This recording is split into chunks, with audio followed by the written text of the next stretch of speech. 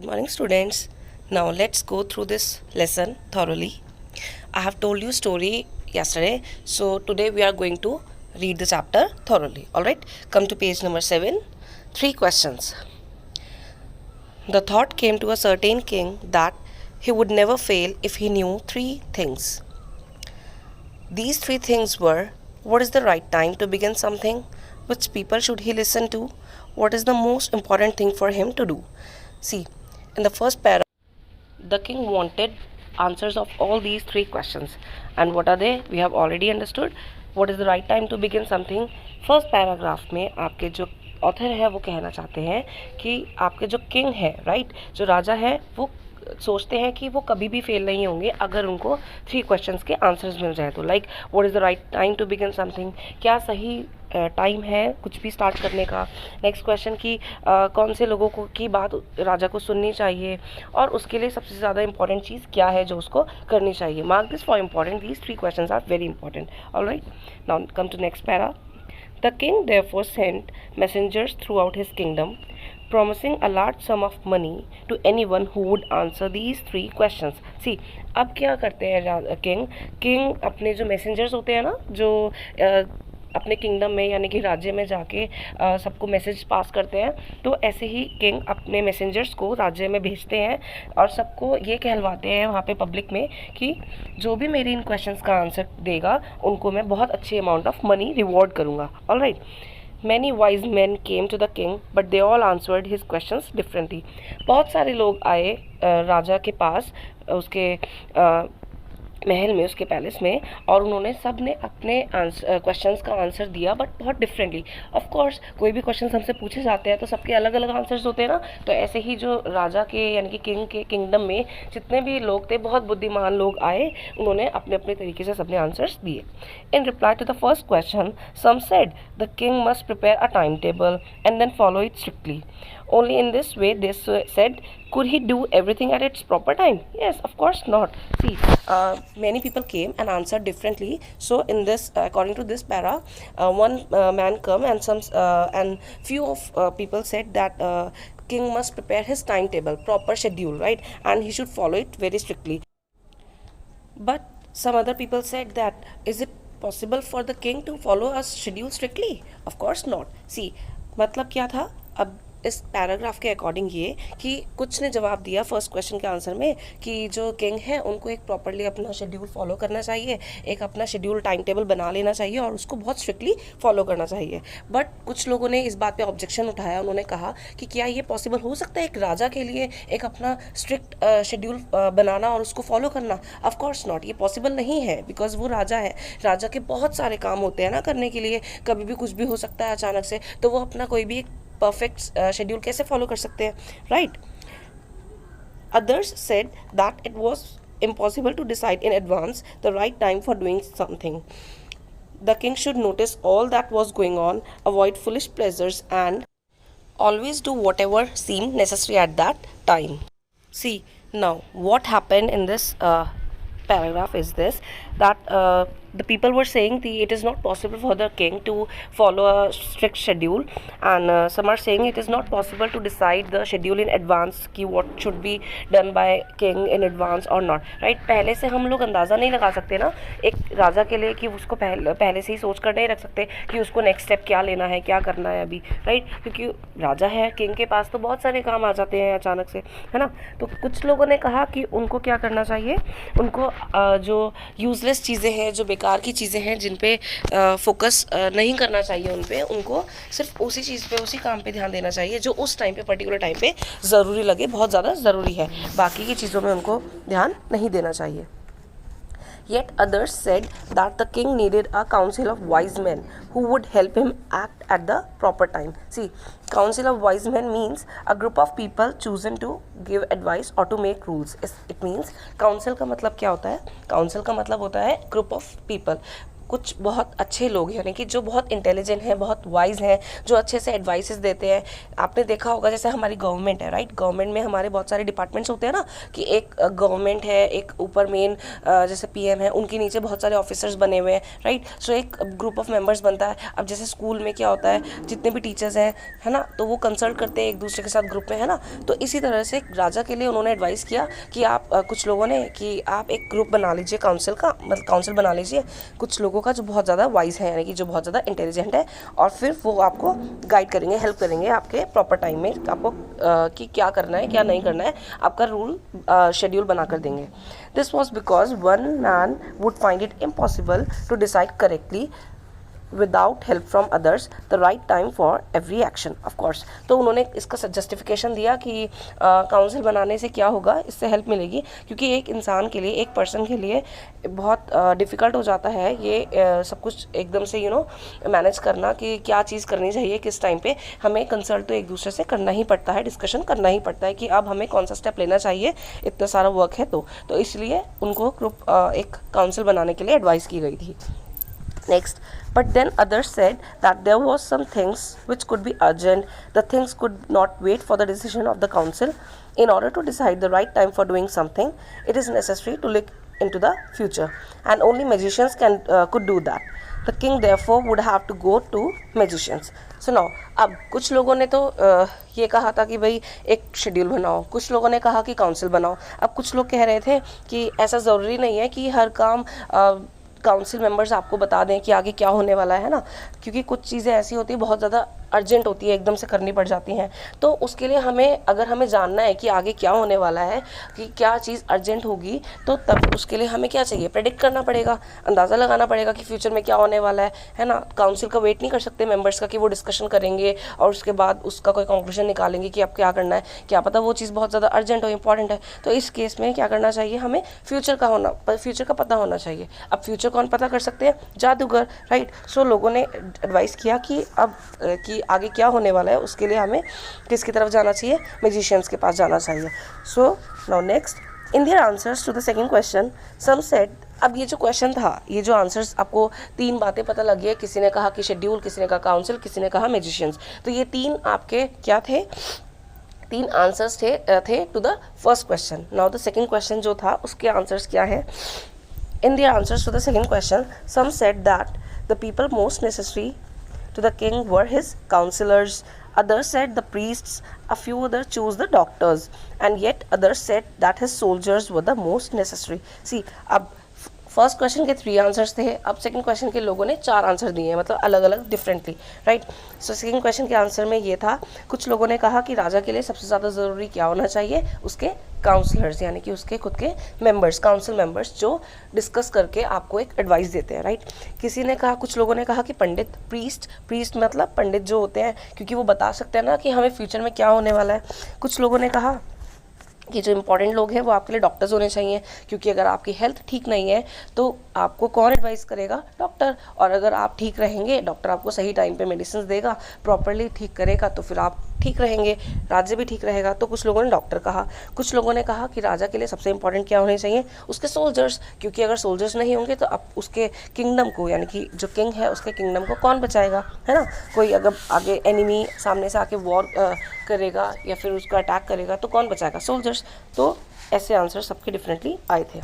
Now to the third question, some said science, others choose fighting, and yet others religious worship. Means अब third जो question था उसमें उसके answers differently लोगों ने दिए, उसमें भी तीन चीज़ें कही हैं। कुछ ने कहा साइंस, कुछ ने कहा फाइटिंग ज़रूरी है, और कुछ ने कहा कि उनको अपने धर्म पे ध्यान देना चाहिए, मतलब भगवान की पूजा करनी चाहिए।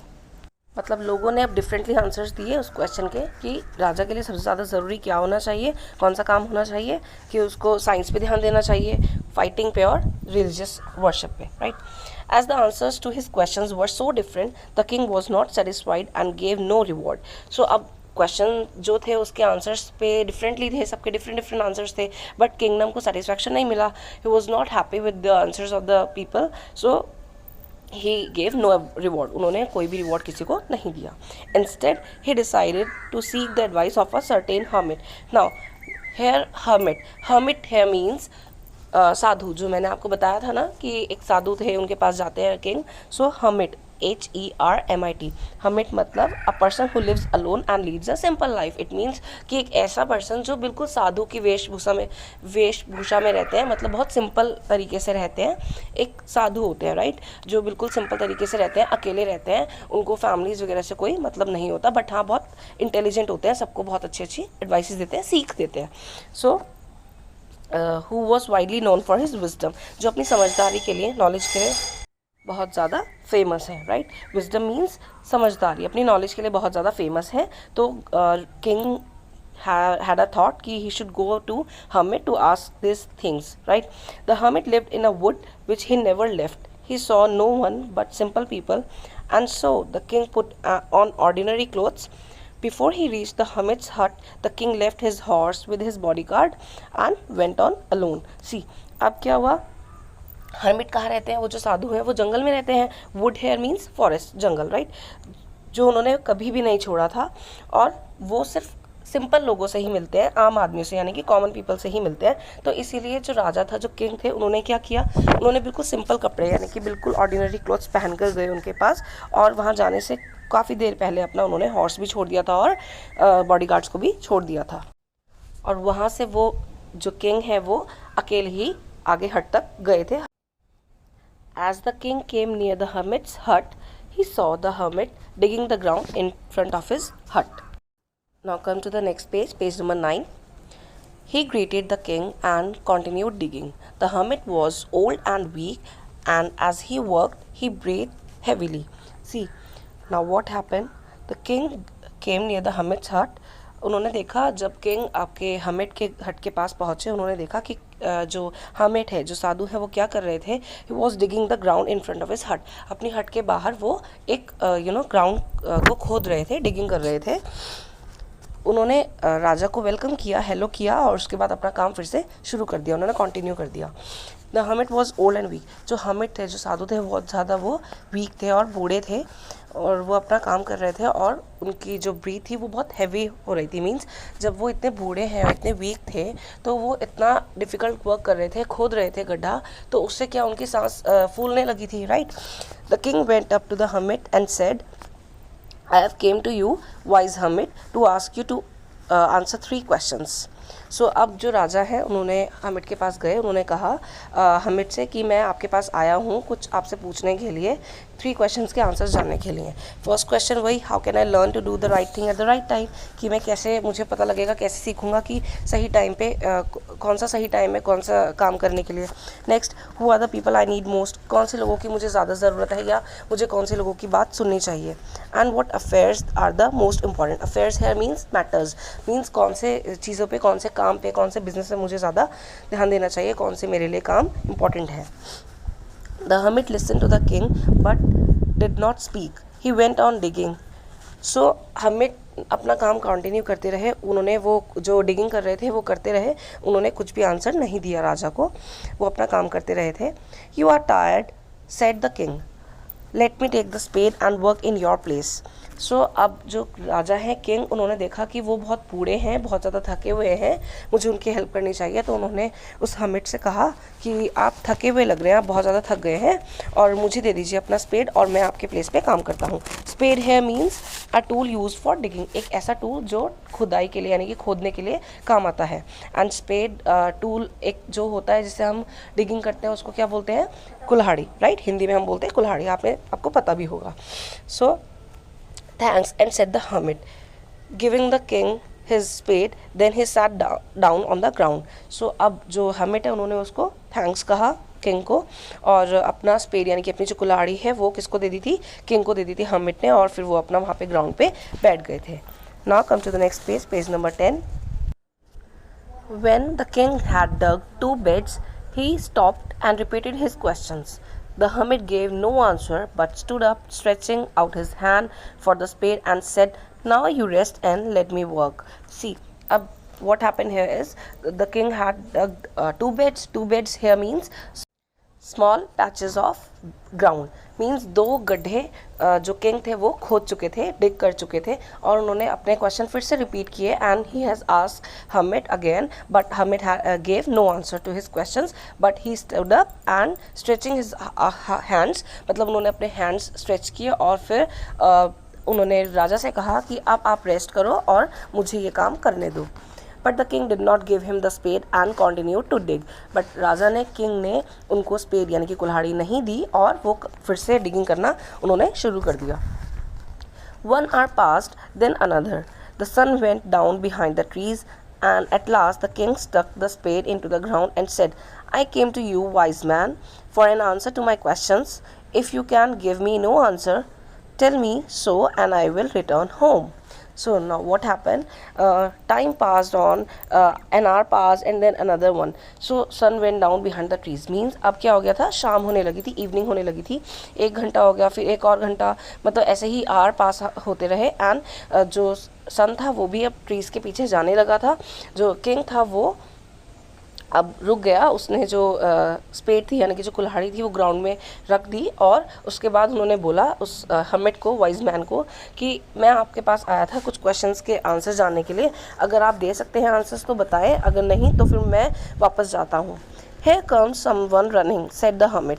इस बात को सुन नहीं रहे थे हर्मिट. हर्मिट ने कुछ नहीं कहा, सीधा ये बोले कि देखो कोई आ रहा है भागते हुए हमारी तरफ. हर्मिट ने कहा कि देखो पीछे की साइड से, आपकी तरफ से, उधर से कोई हमारी तरफ भागते हुए आ रहा है. So here comes complete the first part. Now continue with the second part.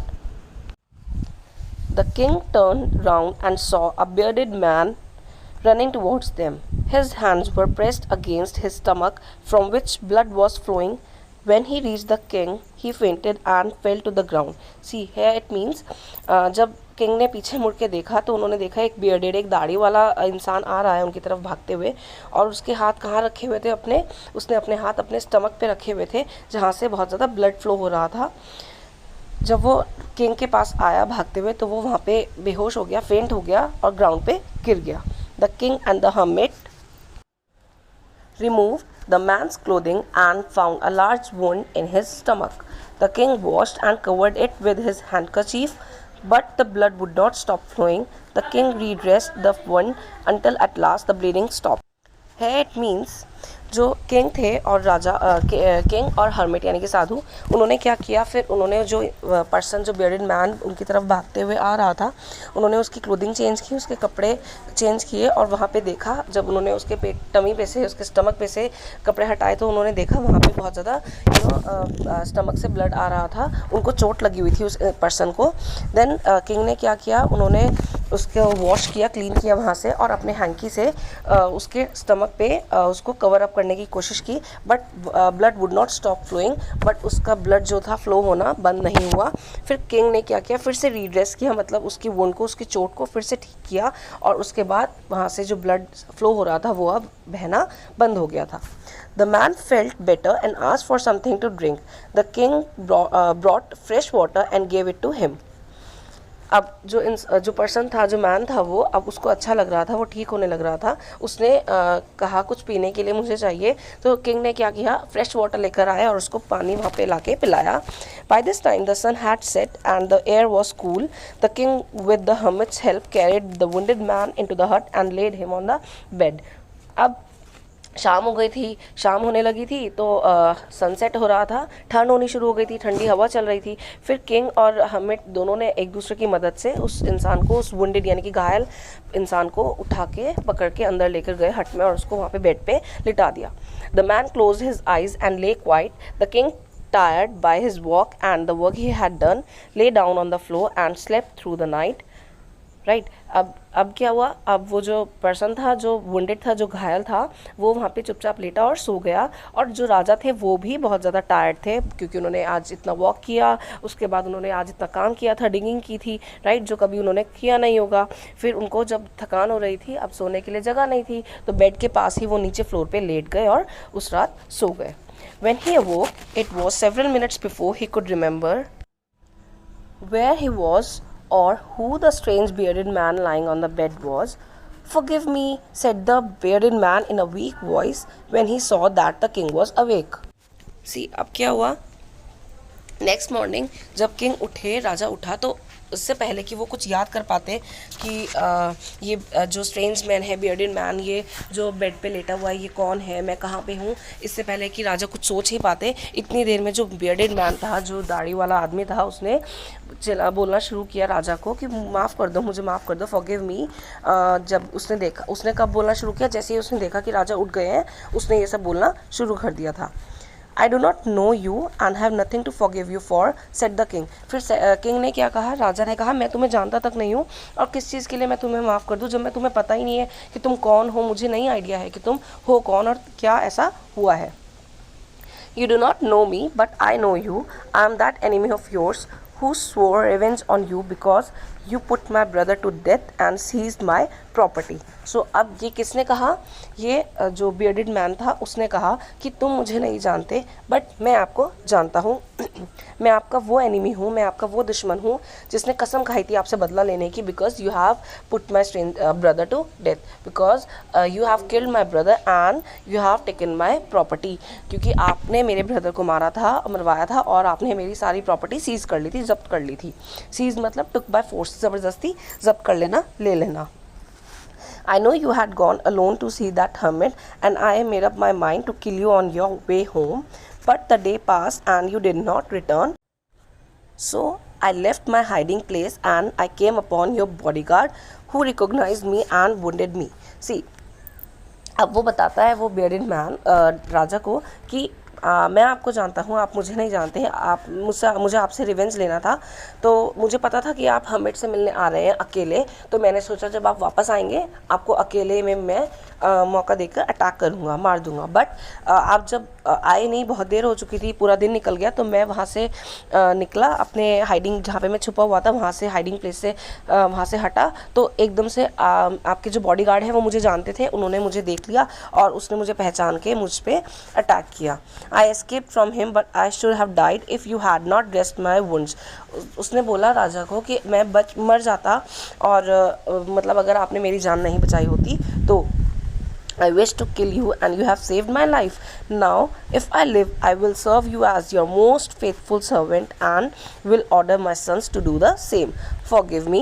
So अब क्या था, अब जो बियर्डेड मैन था उसने सोचा, उसने बोला राजा को कि मैं आपको मारने के लिए आ रहा था और आपने मेरी ही जान बचाई, तो मैं मतलब अब अगर मैं जीऊँगा तो मैं सिर्फ आपके लिए जीऊँगा और आप ही के लिए आपका मोस्ट फेथफुल यानी कि आपका सबसे भरोसेमंद सर्वेंट बन के रहूँगा और हमेशा ये आपके जब तक जिंदा रहूँगा आपका गुलाम बन के रहूँगा और अपने बच्चों को भी यही करने के लिए कहूँगा, प्लीज़ मुझे माफ़ कर दो। The king was very happy to have made peace with his enemy so easily and to have won him over as a friend. He not only forgave him but said he would send his servants and his own doctor to look after him and he promised to give back the man his property. So अब जो king थे वो भी बहुत खुश थे कि उन्होंने एक अपने दुश्मन के साथ दोस्ती कर ली थी, शांति से सुलह कर ली थी और उसने उसको अपना एक फ्रेंड बना लिया था। तो उसने कहा कि मैं तुम्हें माफ़ ही नहीं करूँगा, सिर्फ मैं यहाँ तक कि अपने सर्वेंट को भी तुम्हारे साथ भेजूँगा और डॉक्टर को भी भेजूँगा ताकि वो तुम्हें मेडिसिन वगैरह दे सके, तुम्हें ध्यान रख सके, और मैं प्रॉमिस करता हूँ तुम्हारी सारी जितनी भी प्रॉपर्टी है वो सब कुछ वापस कर दूंगा। Leaving the wounded man, the king went out of the hut and looked around for the hermit. Before going away, he wished once more to get answers to his questions. The hermit was on his knees, sowing seeds in the beds that had been dug the day before. The king went up to the hermit and said, "For the last time, I beg you to answer my questions, wise man." Now what happened? अब उस घायल इंसान को जब छोड़ दिया, उसको छुड़वा दिया राजा ने, तो किंग बाहर आए अपनी हट से, उस हट से, एंड वो किसको ढूंढने लगे, हर्मिट को, साधु को ढूंढने लगे। एंड अपनी जाने से पहले उन्होंने फिर से अपने क्वेश्चन, वो चाहते थे कि उनको अपने क्वेश्चंस के सारे आंसर्स मिल जाए हर्मिट से।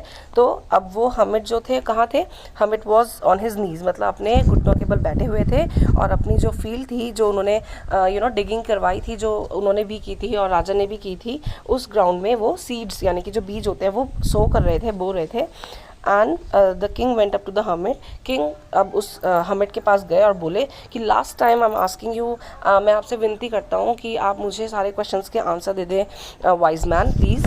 सो now come to the next page. You have already been answered. said the hermit, still bending down to the ground and looking up at the king as he stood before him. See, अब क्या था, जो hermit था, जब king ने hermit से answers पूछे कि मुझे आंसर बताओ लास्ट टाइम वरना मुझे जाना है, तो उस hermit ने आंसर दिया कि तुम्हें ऑलरेडी आंसर्स मिल चुके हैं. hermit बैठे हुए थे नीचे, और क्योंकि सीड सो कर रहे थे तो उन्होंने ऊपर की तरफ नीचे से बैठे हुए ही राजा को देखते हुए कहा कि यू हैव बीन आंसर्ड, आपको सारे आंसर्स मिल चुके हैं.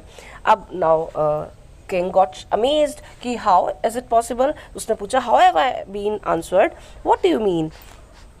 तो उन्होंने कहा कि मुझे आंसर्स कैसे मिल गए, आपका मतलब क्या है. So hermit replied, do you not see, क्या आपको नहीं दिखा, आपने नहीं देखा. If you had not pitied my weakness yesterday and had not dug these beds for me, you would have gone away. Then that man would have attacked you and you would have wished you had stayed with me. So the most important time was when you were digging at the beds. See, अब बताया उसने, जो hermit है king को बताया कि अगर आप कल मेरे पे दया ना खाते और मुझे देखते ना कि मैं कितना वीक हो रहा, मैं कितना वीक हूँ, और मेरी वीकनेस पे दया ना करते और वो मेरे लिए जो गड्ढे खोदे आपने वो ना खोदते, डिगिंग ना करते, तो आप चले जाते. अगर आप चले जाते तो वो जो बियर्डेड मैन था वो आपको अटैक करता, फिर आप विश करते, आप प्रे करते काश मैं यहाँ होता ही नहीं और मेरे पास होते हैं, राइट. सो आपके लिए उस टाइम सबसे इम्पॉर्टेंट चीज़ क्या थी, वो बेड्स को डिग करना, यानी कि जो गड्ढे थे उनको मेरे लिए खोदना, क्योंकि आपने देखा कि मैं बहुत ज़्यादा कमज़ोर पड़ रहा हूँ, मैं वीक हूँ, तो आपने मेरी उसमें हेल्प करनी चाहिए, क्योंकि आपको लग रहा था कि उस टाइम पे सबसे ज़्यादा इम्पॉर्टेंट आपके लिए मैं था और मेरे लिए वो काम था. And I was the most important man, and to do me good was your most important business. Of course, मैंने अभी समझाया आपको, उस टाइम आपके लिए सबसे इम्पॉर्टेंट काम क्या था, मैं था, और मेरे लिए वो काम करना आपके लिए बहुत ज़्यादा इम्पॉर्टेंट था. Afterwards, when the man ran to us, the most important time was when you were caring for him. Because if you had not dressed his wounds, he would have died without having made peace with you. So he was the most important man, and what you did for him was your most important business. See, अब वो बता रहे हैं राजा को कि आप उसके बाद जब आपने वो इंसान आया और वो मर जाता अगर आप उसकी मदद ना करते, तो उसको हेल्प ना करते, तो उस टाइम पे आपके लिए सबसे इम्पॉर्टेंट इंसान कौन था, वो इंसान था जिसकी आपने जान बचाई. और आपके लिए सबसे ज़्यादा इम्पॉर्टेंट काम क्या था, उसके लिए जो आपने किया, उसकी वुंड जो उसकी चोट थी उसको ठीक करना ही आपके लिए उस टाइम सबसे ज़्यादा इम्पॉर्टेंट काम था. So remember then there is only one time that is important, and that time is now. So अब यहाँ से आपको क्या मॉरल मिलता है, क्या सीख मिलती है इस स्टोरी से, कि जो सबसे ज़्यादा इम्पॉर्टेंट चीज़ है आपके लिए कुछ भी करने के लिए, कभी किसी सही वक्त का हमें वेट नहीं करना चाहिए, बिकॉज कोई सही वक्त होता ही नहीं है. इट्स जस्ट दैट सही वक्त अगर है, सही टाइम आपके लिए अगर है, तो वो है नाउ, प्रेजेंट टाइम जो अभी चल रहा है. सी, बिकॉज हम पास्ट को चेंज नहीं कर सकते और उसको सोच के हमें टाइम भी वेस्ट नहीं करना चाहिए, और फ्यूचर का हमें कुछ आइडिया नहीं है. So we should give importance to our present time. So हमें आज जो हमारा प्रेजेंट टाइम है उस पर ही ध्यान देना चाहिए. It is the most important time because it is the only time we have any power to act. The most necessary person is the person you are with at a particular moment, for no one knows what will happen in the future and whether we will meet anyone else.